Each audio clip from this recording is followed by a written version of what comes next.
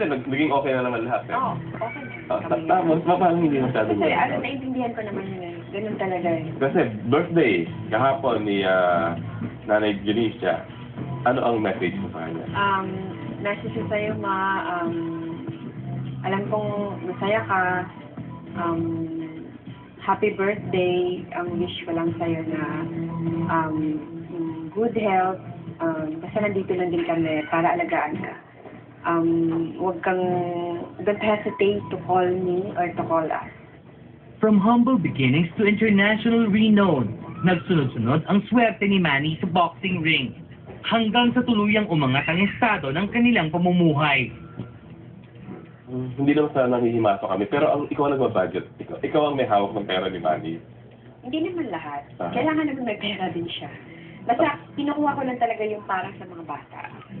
Oo. Inuuna ko yung para sa mga bata. Tapos yung matitirang pera, yun ang pinapagawa ng building, business, yun. Mapunta naman tayo sa mga bata, yung mga luho naman. Sa mga bata, siyempre nakabudget din. Pagdating sa laruan, walang budget. Walang budget. Bakit? Wala. Gusto ko lang yung masaya sila.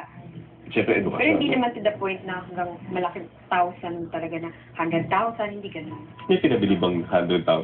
Eh kasi minsan pag naghihingi sila, hindi nga nakakatawa eh.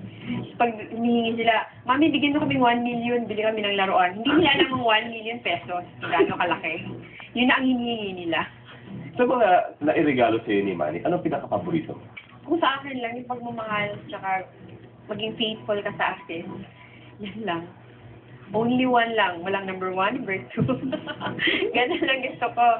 Pero pag sa bagay naman na binigay niya, madami kasi siyang nabigay eh. Pinaka-meaningful? Yung relo lang na relo na yung birthday ko. Kasabay ng sinabi niya na hindi na siya iinom, hindi na siyang kasugan. Yun. Yun ang pinaka-meaningful na natanggap ko. Kamakailan ay kinumpirma ni Manny ang muling pagsabak sa politika sa susunod na taon. Kinonsulta ba siya ng kanyang asawa tungkol dito? Dati, ayoko talagang pumasok siya sa politika.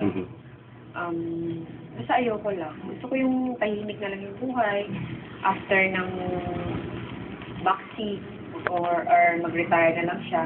Gusto ko mag-business na lang kami. Kasi alam ko naman sa politics na dumi. Saka magiging busy na naman siya. Ayoko nung gano'n. So, nung sinabi naman niya na talagang gusto niya, okay na rin ako. Kasi ayoko naman yung maging kontrabida sa gusto niyang gawin. Kailangan ko siyang supportahan kung saan siya masaya.